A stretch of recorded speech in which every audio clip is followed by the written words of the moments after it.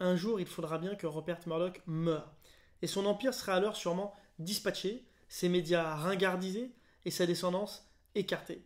Si la clan Murdoch, avec ses faux airs de Kendall Roy à 50 ans passés, craint plus que jamais que ses frères et sœurs ne se liguent contre lui au sein du trust familial, c'est car il sait que, comme le dit si bien Kendall dans Succession, le dinosaure rugit une dernière fois face aux météorites. Et Murdoch sera finalement le dernier à le comprendre ou à l'accepter. Parce que la toute-puissance de la télévision sur le débat et sur le jeu politique est en passe d'être révolue, et sa vision des médias avec.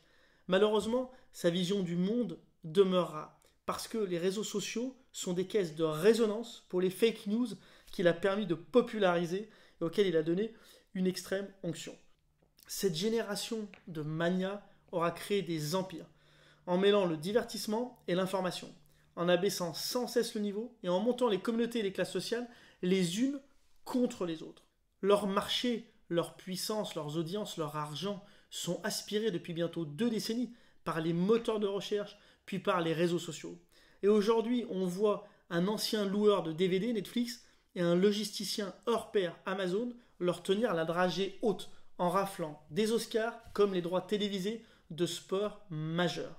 Les tycoons du XXe siècle sont morts ou n'ont plus l'âge de se battre. Et ils finiront peut-être par perdre la tête avant de mourir tellement leur longévité, à l'image de Murdoch, est stupéfiante. Un autre milliardaire qui voulait mourir sur scène, comme Rupert Murdoch, c'est son concurrent Sumner Redstone, le propriétaire de Viacom, de CBS, de Paramount et de DreamWorks notamment, l'auteur d'une autobiographie complètement lunaire qui s'appelle A Passion to Win. Mais lui, il avait dû laisser la main en 2016, juste avant son 93e anniversaire. Et ensuite, il a passé les 4 dernières années de sa vie à communiquer grâce à un iPad qui contenait des extraits de sa voix avec des boutons pour lancer des phrases comme yes, no ou fuck you. Ça s'invente pas. Et les bagarres ne sont pas l'apanage que des Murdoch. Redstone en a voulu à mort à son propre fils de refuser de laisser ses droits de vote dans leur trust familial. Robert Maxwell, vous vous rappelez, a envoyé chier son fils au téléphone qui lui demandait de rentrer à Londres pour une réunion qui devait le lendemain déboucher sur l'acceptation de la défaillance d'un prêt de 50 millions de livres. Seulement, le lendemain, on va retrouver Robert Maxwell, son corps en tout cas, le long de son yacht. Et c'est la déclaration de sa fille adorée, Ghislaine, à la presse, qui va servir d'inspiration, d'après les auteurs de Succession, à celle de Shiv après la mort de Logan Roy. Et cette Ghislaine Maxwell va justement se retrouver au cœur de l'affaire la plus glauque de la présidence de Donald Trump. On savait bien avant l'élection de Donald Trump, et en l'occurrence depuis la condamnation de Jeffrey Epstein en 2009, à quelques mois de prison pour avoir sollicité une prostituée mineure, que ce financier, ami de Donald Trump, mais aussi de Bill Clinton, du prince Andrew, de Bill Gates, on savait qu'il invitait dans ses sublimes demeures, pour des fêtes qui vont faire du bruit, des grands de ce monde, et qu'il leur proposait des jeunes femmes ou des prostituées. Ce qu'on ne savait pas, c'est qu'après la mort de son père, c'est Ghislaine Maxwell qui s'est associée à Jeffrey Epstein, d'abord pour lui faire profiter de son carnet d'adresses, pour placer des produits financiers, et surtout pour lui rabattre des mineurs. Et c'est lorsqu'une femme dépose une plainte en pleine campagne présidentielle contre Jeffrey Epstein et Donald Trump pour l'avoir violée de manière répétée quand elle avait seulement 13 ans, que les amis de Donald Trump commencent à prendre leur distance. Maxwell est toujours très proche de Epstein, et les enquêteurs savaient depuis déjà longtemps que leur maison, de la maison en l'occurrence de Epstein à Palm Beach, où Trump avait ses habitudes, et Maxwell aussi, était équipée de plusieurs systèmes de caméras surveillance, et ils pensent qu'Epstein procurait de jeunes femmes à ces personnalités pour ensuite pouvoir les faire chanter et obtenir leurs juteux investissements. Il va finalement être arrêté le 6 juillet 2019 et accusé de trafic sexuel. Au bout de 3 semaines de débat, il va se suicider le 25 juillet en cellule. Et là, toutes les théories du complot vont se déchaîner, sauf pour une fois sur Fox News, parce que chacun pense qu'il avait de quoi faire sauter l'administration Trump. Une série est d'ailleurs en cours de développement sur cette affaire, sur HBO, qui va d'ailleurs être réalisée probablement par Adam McKay. Depuis la revente de ses actifs, ceux de la Fox à Disney, James Murdoch ne parle pratiquement plus à son père. Il a installé sa propre société d'investissement, Lupa System, dans le West Village à New York, et il finance des médias en ligne progressistes, comme Vice Media ou le français Brut. il a aussi pris des actions dans la société MCH.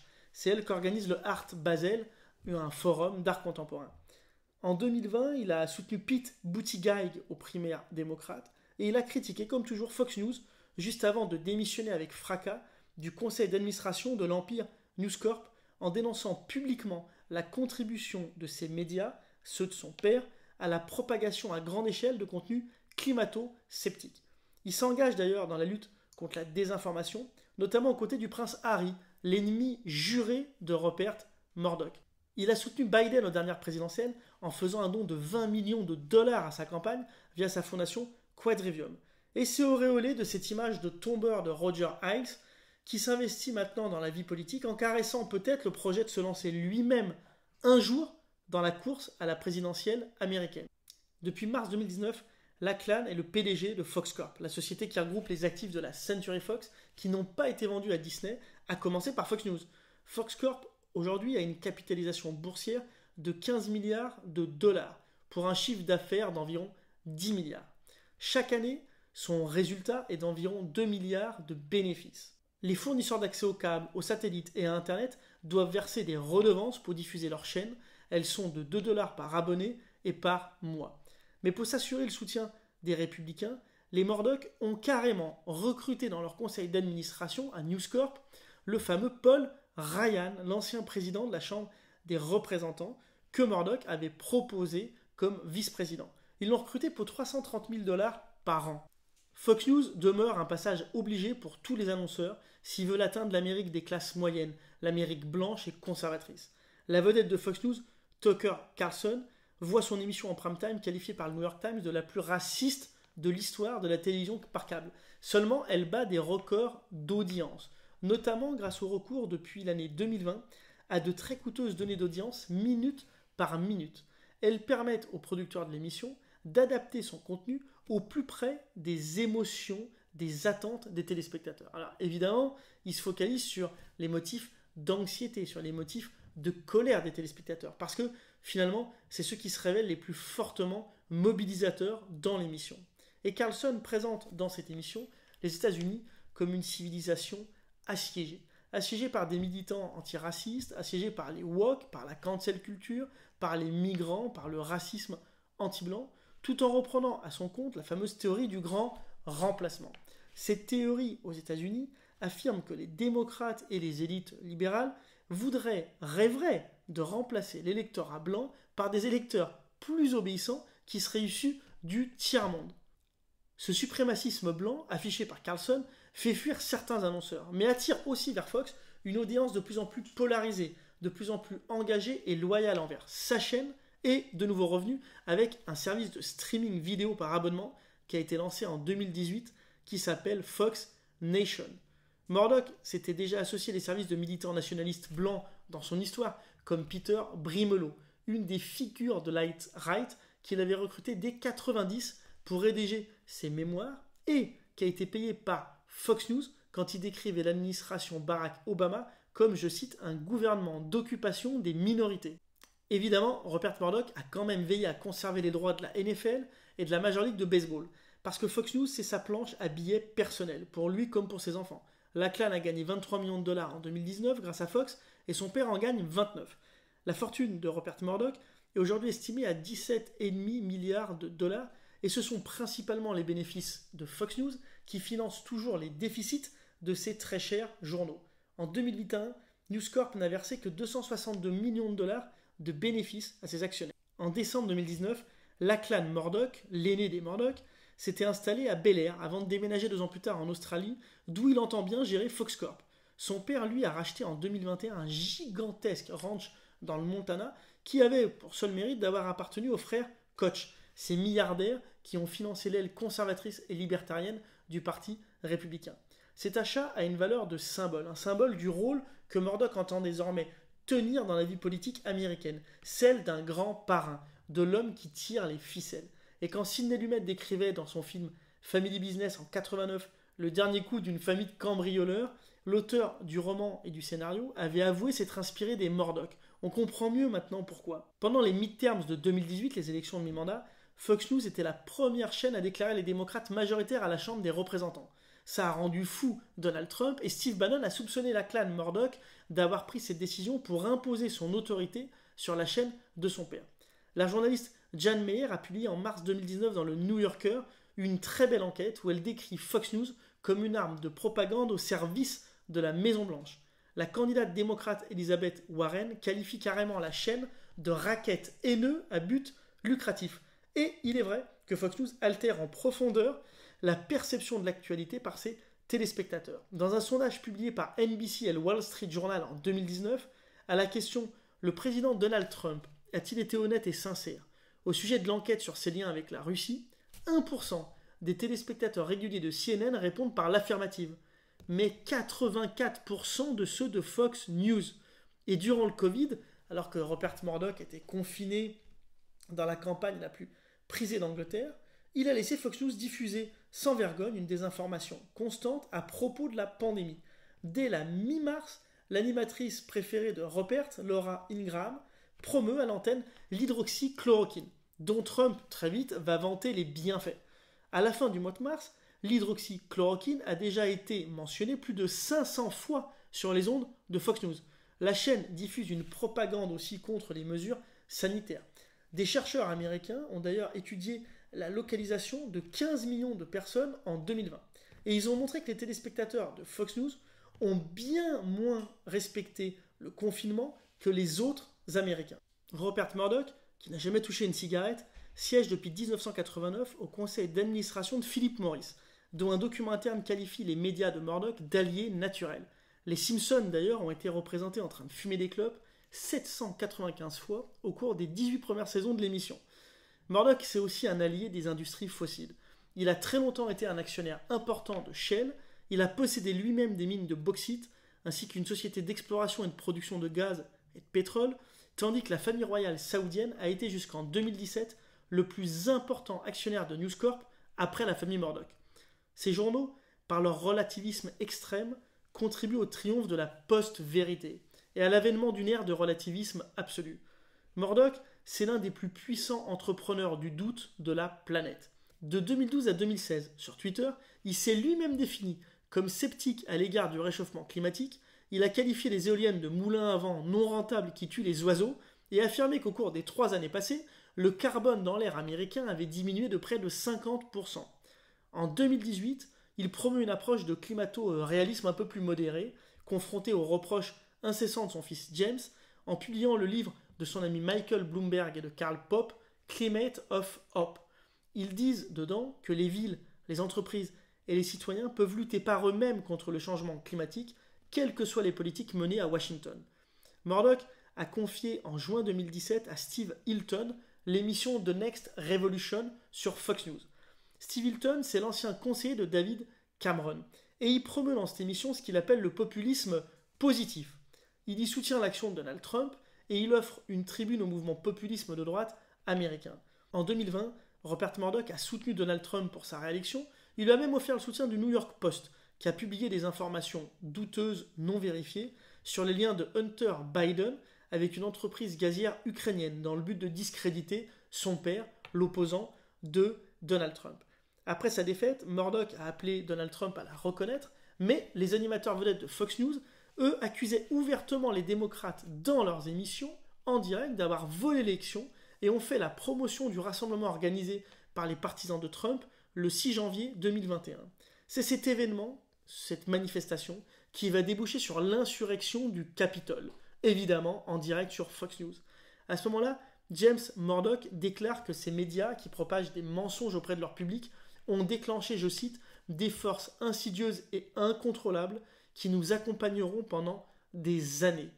Dans les semaines qui suivent, Tucker Carlson, la star de Fox News, affirme que l'insurrection du 6 janvier était en fait une opération sous faux drapeau, organisée par le FBI et qui visait à discréditer et à purger les patriotes. Murdoch, lui, laisse faire, soucieux une fois encore de ne pas perdre ses lucratifs téléspectateurs trumpistes, et alors que l'ancien président les encourage déjà à regarder plutôt Newsmax, une autre chaîne d'information conservatrice en continu. C'est le business avant tout. Murdoch a perdu son accès à la Maison-Blanche avec la fin du pouvoir de Donald Trump. Mais en 2019, il a créé un PAC, à travers lequel il compte financer les campagnes de candidats conservateurs. En juin 2021, il a versé une contribution au sénateur Joe Manchin. C'est le sénateur le plus climato-sceptique et conservateur de tous les élus démocrates. Mais puisque les démocrates n'ont qu'une voix de majorité au Sénat, il peut à lui tout seul bloquer toutes les réformes voulues par l'administration Biden, et il s'en prive d'ailleurs pas. Murdoch a donc son pouvoir de nuisance, en attendant de retrouver un jour un pouvoir d'influence, peut-être à la prochaine victoire républicaine. En 2021, il a soutenu Eric Adams, un ancien commissaire de police qui était candidat à la mairie de New York et qui venait de l'aile la plus conservatrice du parti démocrate. Avec la puissance du soutien du New York Post, Murdoch, encore une fois, peut se vanter d'avoir fait élire le maire de New York. Depuis 2011, il s'est aussi considérablement rapproché de Boris Johnson. Johnson l'avait publiquement soutenu pendant le scandale des écoutes en s'affichant à ses côtés pendant les Jeux Olympiques de Londres en 2012. Et en 2014, c'est lui, Boris Johnson, qui vient inaugurer les locaux londoniens de News UK et qui rappelle à cette occasion qu'il avait lui-même débuté sa carrière comme journaliste stagiaire au Times en 87. En 2015, Boris Johnson accepte de soutenir la candidature de l'ami de longue date de Rupert Murdoch, Michael Bloomberg, qui a quitté le poste de maire de New York et qui envisage à ce moment-là de lui succéder à la mairie de Londres. Après le référendum sur le Brexit, Murdoch soutient Boris Johnson lorsqu'il s'oppose au projet de Brexit modéré de la première ministre britannique Theresa May, puis quand il démissionne de son poste de ministre des Affaires étrangères en juillet 2018. En 2019, il apporte même à Johnson le soutien de Donald Trump dans une interview au Sun où il approuve le Brexit dur de Johnson. Dans la foulée, évidemment, les conservateurs vont le nommer leader, et le jour même où Johnson annonce de nouvelles élections générales dans l'espoir d'obtenir une majorité pour son Brexit dur, il rencontre en secret Rupert Murdoch, qui accepte de lui accorder son soutien. Le 12 décembre 2019, le Parti conservateur obtient son meilleur score depuis 1987, et évidemment la majorité absolue. 3 jours plus tard, Murdoch demande à Boris Johnson un gouvernement docile. Il nomme comme rédacteur en chef du Sun un ancien directeur de la communication de Boris Johnson. La pantoufle va dans les deux sens.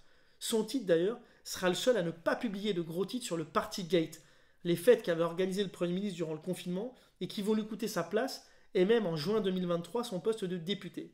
Mais d'ici là, Rupert Murdoch rencontre Johnson 3 fois dans les mois qui suivent sa désignation.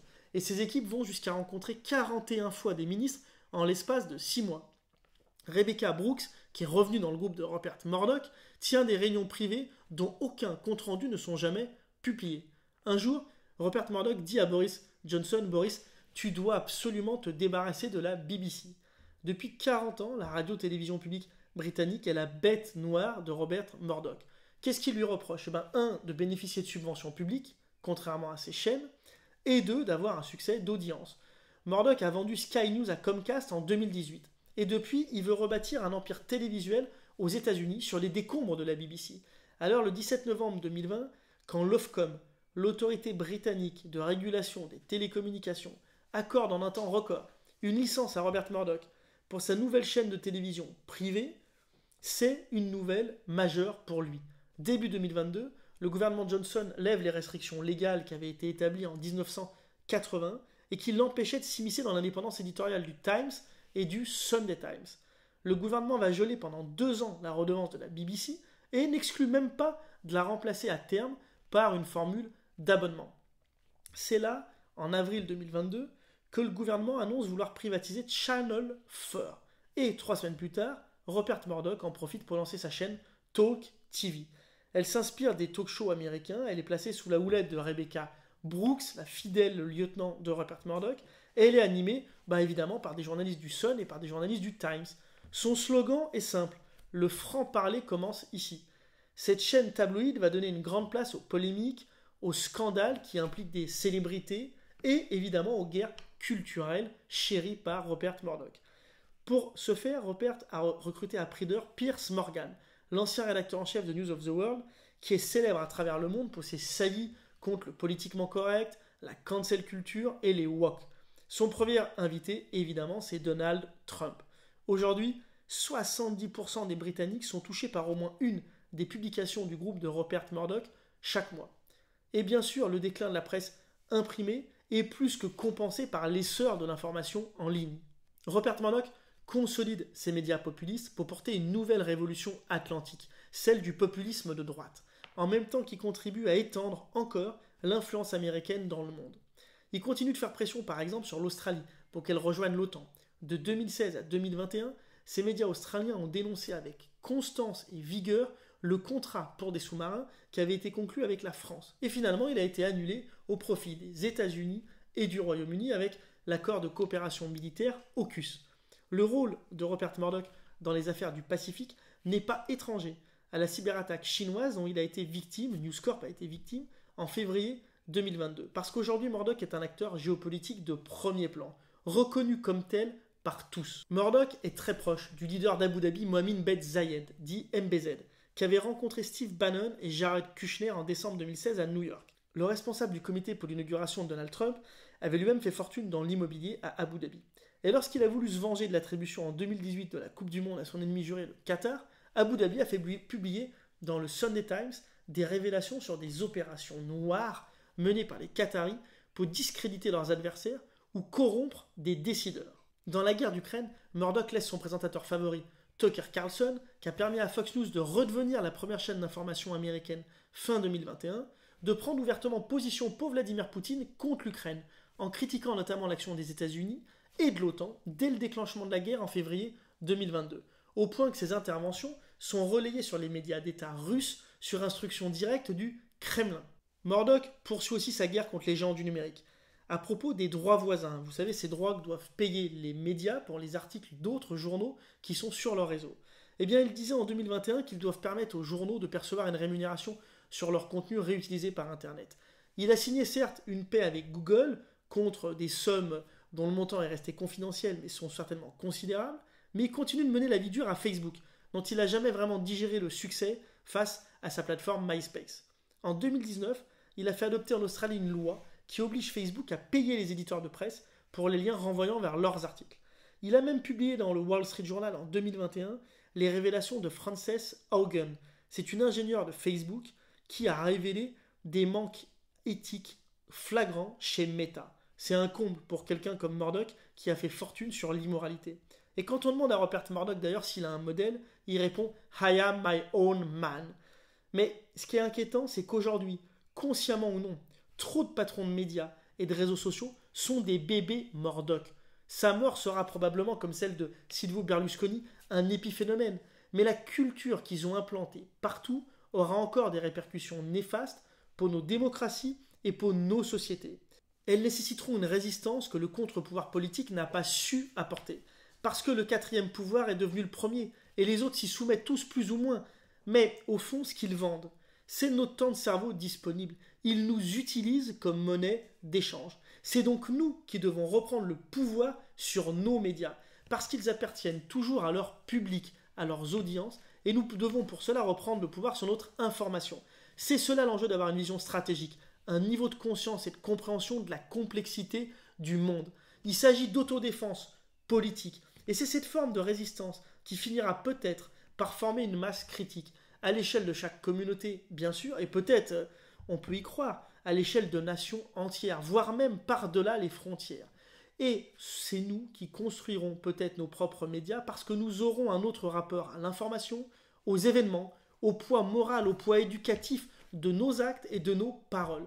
Là, ce sera vraiment la vraie mort de Rupert Murdoch. Ce sera l'élimination dans nos esprits de son utilisation abusive et sans vergogne des pires processus cognitifs repris depuis par tous les réseaux sociaux qui polluent nos vies.